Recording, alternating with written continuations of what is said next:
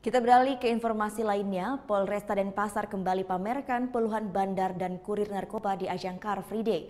Cara ini dilakukan supaya memberikan efek jerah sehingga tidak mencoba untuk mengedarkan maupun menjual narkoba lagi di wilayah Bali. Ya, inilah salah satu bentuk sosialisasi yang dilakukan Polresta Denpasar untuk memerangi peredaran narkoba. Sebanyak 20 tersangka bandar dan kurir narkoba dipamerkan di ajang Car Free Day Lapangan Renon Denpasar pada hari Minggu lalu.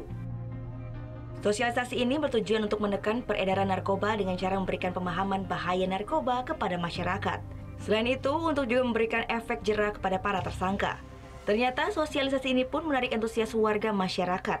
Mereka ingin mengetahui jenis dan bentuk narkoba secara langsung. Saya bagus membuat efek jerah ya untuk pengguna atau pengedar narkoba.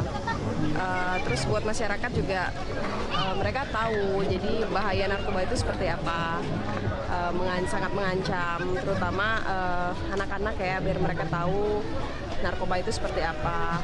Terus jenisnya itu kan banyak, jadi mereka paham semuanya. Sementara itu, sejumlah tersangka mengaku menyesal dan malu dirinya dipamerkan di hadapan publik. Sebagian tersangka berjanji tidak akan mengulang perbuatannya. Kapolresta Denpasar Kombes Pol Rudi Setiawan mengklaim sejak sosialisasi dengan cara ini mampu menurunkan kasus peredaran narkoba khususnya bagi warga lokal. Dengan tersangka orang lokal dari Bali ini sudah berkurang. Sekarang aja hanya 6 orang. Mayoritas dilakukan oleh pendatang. 14 orang ini adalah pendatang.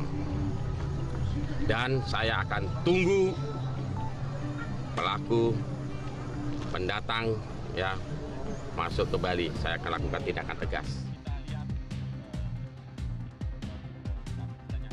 Ke-20 bandar dan kurir narkoba ini merupakan hasil tangkapan selama 1 bulan sejak awal Maret lalu. Dari hasil pengungkapan ini, petugas berhasil mengamankan barang bukti ganja sebanyak 1,3 kg, sabu 167 gram, ekstasi 95 butir, happy five sebanyak 15 butir. Para tersangka dijerat dengan undang-undang tentang narkotika dan ancaman maksimal 20 tahun penjara atau seumur hidup. Sudah Sanjaya melaporkan untuk NET.